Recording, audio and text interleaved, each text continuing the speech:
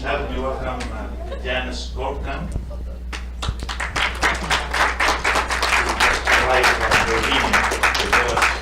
A presentation on her own experience in Syria. Thank you all for coming. Thank you so much to the Syrian American Forum for hosting me and sponsoring me here today. I love talking about Syria, and so really am honored to have this time with you. We've got a lot of ground to cover, so I'll just go right into it. If you don't mind, I would prefer to take questions at the end. I'll try to leave a half hour at the end, but if there's something really urgent, feel free to raise your hand and we'll try to address that. I do want to say that I am here on my own. I'm not here representing the Syrian American Forum, Boston College, anything else. You know, I'm just here giving you my own opinion, what I've learned and what I've observed over the past 5 years of researching the Syrian war and Syria as a country. I call these presentations an American housewife in Syria for a reason.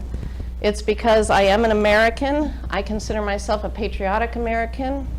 I believe it is the duty of every honest American to hold our government accountable for its words and actions. And I think we're a critical part of the checks and balances of our constitutional republic. I am a housewife.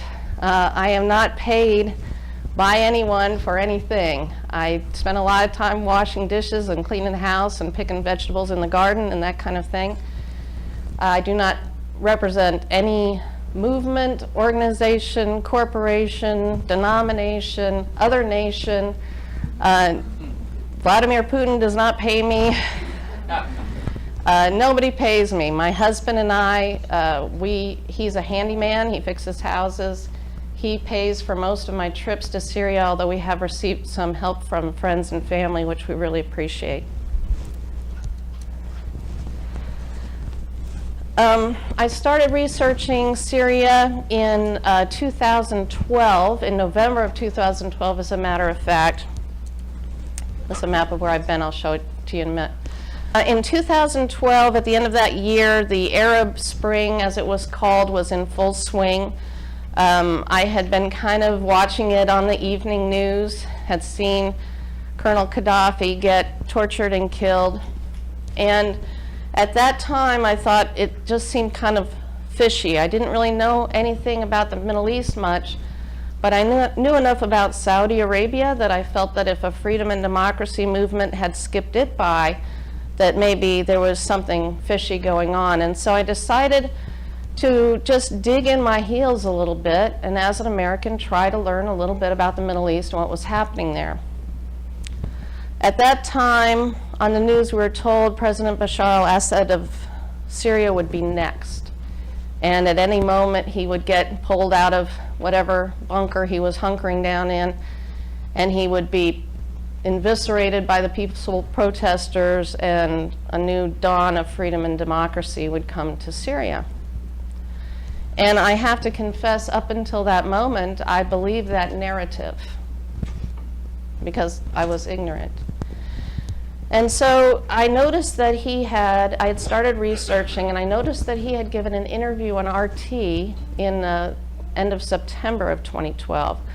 And I decided to watch it just out of curiosity to see what this brutal tyrant, how he could justify the violence towards his people. And it literally was not 2 or 3 minutes into that interview when I felt in my gut that he was telling the truth. And it shocked me. And I became kind of obsessed immediately with finding out if my gut was correct, or if he was, or if what we were hearing on the news was the accurate story. And he said something in that interview, though, that really messed up my life, I think, forever. He said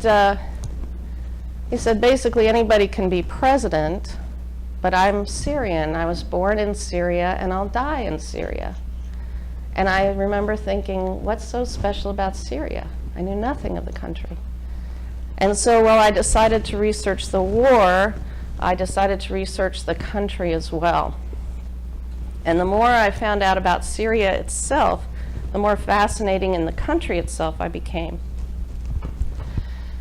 So since that time, I've put in 5 years, well over 6,000 hours of research. I have conducted hundreds of interviews on the phone and via Skype, etc., with Syrians, both in Syria and outside of Syria. I've put in a lot of time researching, government documents, media reports from all over the world, listened to every speech that President Assad has done and the opposition has done. I've really tried my best to be as well-rounded a researcher as I could be. But after 4 years of that, I decided it was necessary for me to go and see if what I thought was going on matched reality on the ground.